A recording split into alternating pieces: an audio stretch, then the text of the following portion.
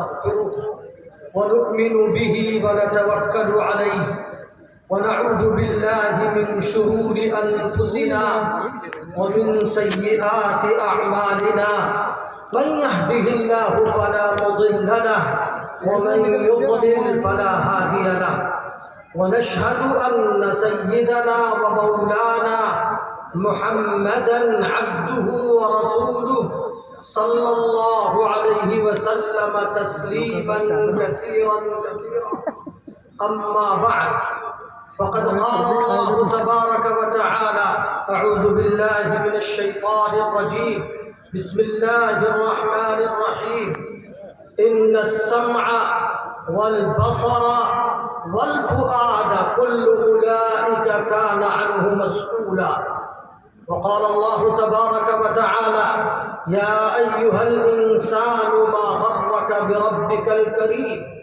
الذي خلقك فسواك فعدلك في أي صورة ما شاء ركبك وقال النبي صلى الله عليه وسلم لا تزول قدم ابن آدم من عند ربه حتى يسأل عن خمس عن عمره فيما أفناه وعن شبابه فيما أبلاه وعن ماله من أين اكتسبه وفيما أنفقه وماذا عمل فيما علم أو كما قال عليه الصلاة والسلام صدق الله مولانا العظيم وصدق رسوله النبي الكريم. اسٹیج پر رونق افروز حضرات علماء کرام، عمائدین قوم و ملت، حاضرین گرام قدر، مدرسہ احیاء العلوم کا یہ جلسہ دستار بندی جس کے اندر آپ حضرات شریک ہیں، حفاظ کی دستار بندی ہوگی. قرآن کی نسبت سے حضرت صدر محترم نے آپ حضرات کے سامنے بڑی بصیرت افروز بات کی.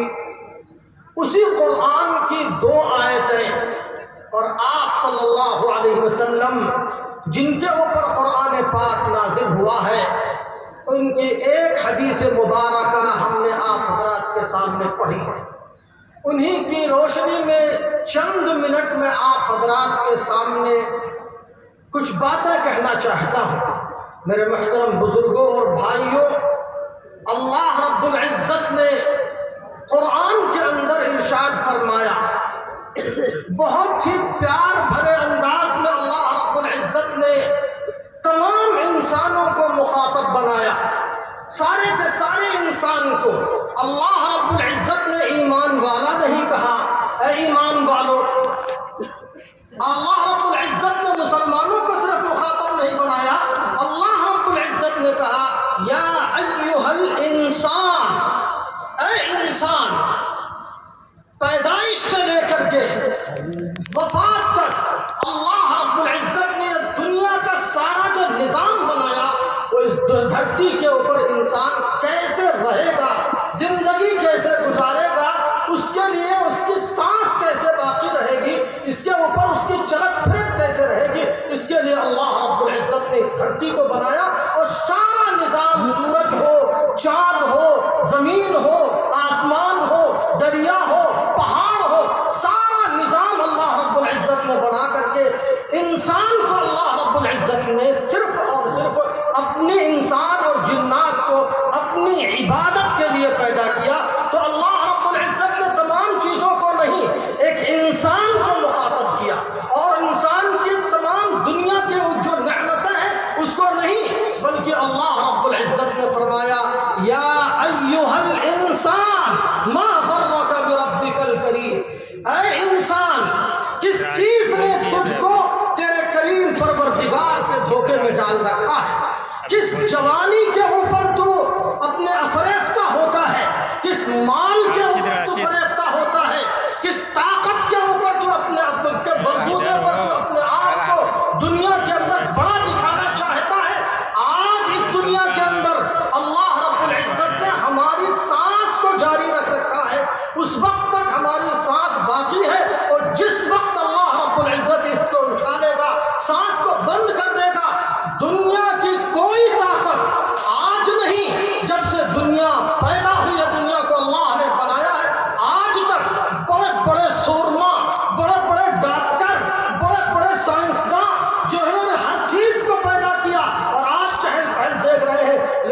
دنیا سے ان کو جانا پڑا.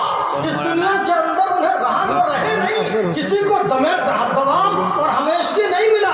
اللہ رب العزت نے فرمایا ما غرک بربک الکریم الذی خلقک, کس چیز نے تجھ کو تیرے کریم پروردگار سے دھوکے میں ڈالا ہے جس نے تجھ کو عدم سے وجود بخشا ہے. تو دنیا کے اندر اگر 20 سال کا ہے تو 20 سال پہلے نہیں تھا, 40 سال کا ہے تو 40 سال پہلے نہیں تھا, 30 سال کا ہے تو 30 سال پہلے نہیں تھا. اللہ رب العزت نے جس طریقے سے ایک طریقہ متعین کیا کہ ہم کو جیتا جاگتا انسان بنایا. آپ غور کیجئے کتنے بچے ایسے ہیں جو ماں کے پیٹ کے اندر جو دنیا سے چلے جاتے ہیں, وہ دنیا کے اندر آتے ہیں تو وہ زندہ ہی نہیں رہتے. کون سا سرخاب کا پر تھا کہ اللہ رب العزت نے ہمیں عنایت کیا کہ ہم کو جیتا جاگتا انسان بنایا. اللہ رب العزت نے اسی کی دہائی دی اور بڑے اچھے انداز میں دہائی دی ہے ما غرک بربک الکریم.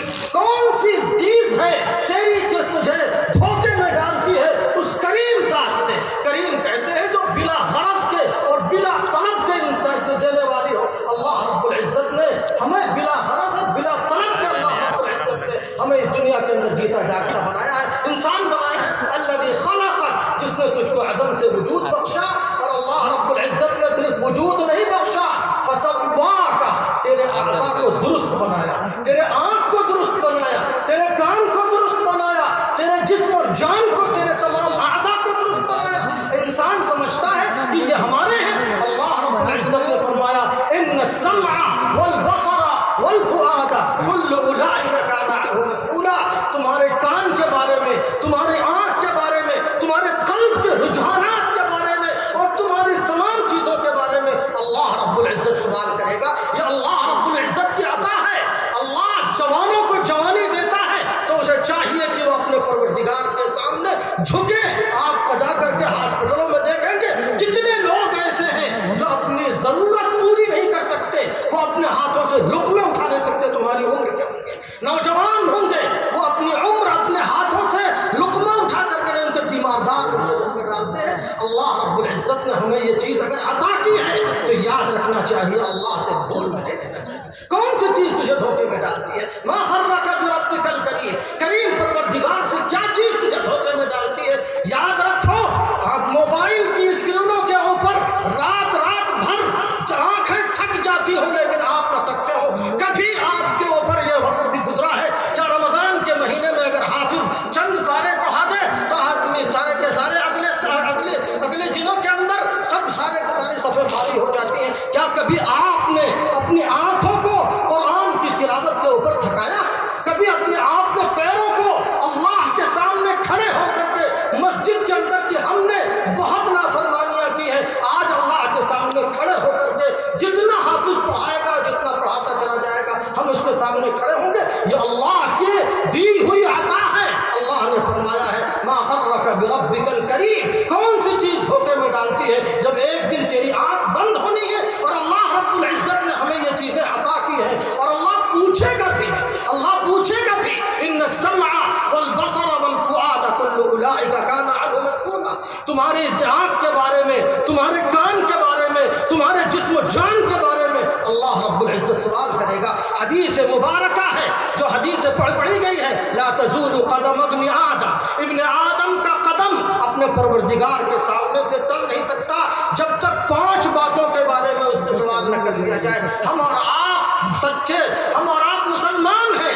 اللہ کا اور اللہ کا یہ عقیدہ جو ہمارے اوپر ہے اور ہم سمجھتے ہیں کہ ایک دن میدان محشر قائم ہوگا, تمام اولین اور آخرین کا اجتماع ہوگا, سارے کے سارے دنیا کے لوگ اکٹھا ہوں گے. حضرت آدم علیہ السلام سے لے کر کے تا قیامت جتنے لوگ ہوں گے سب حاضر ہوں گے اور اللہ رب العزت سب کے سامنے لا تزول قدم ابن آدم, ابن آدم کا قدم اپنے پروردگار کے سامنے سے ٹل نہیں سکتا جب تک کہ اس سے 5 باتوں کے بارے میں سوال نہ کر لیا جائے. عن عمرہ فیما افناہ, سب سے پہلی چیز اللہ رب العزت جو سوال کرے گا وہ عمر کے بارے میں. ابھی اس آیت کے اندر اللہ رب العزت نے فرمایا الذی خلق, سب سے پہلا کہ انسان کو وجود بخشنا اس دنیا کے اندر اللہ رب العزت کی عطا, اللہ کا انعام ہے. اس نے ہمیں اس دنیا کے اندر پیدا کیا ہے, اس وجہ سے اسے پوچھنے کا حق. وہ پوچھے گا عن عمرہ فیما افناہ, اور اس عمر کے اندر جو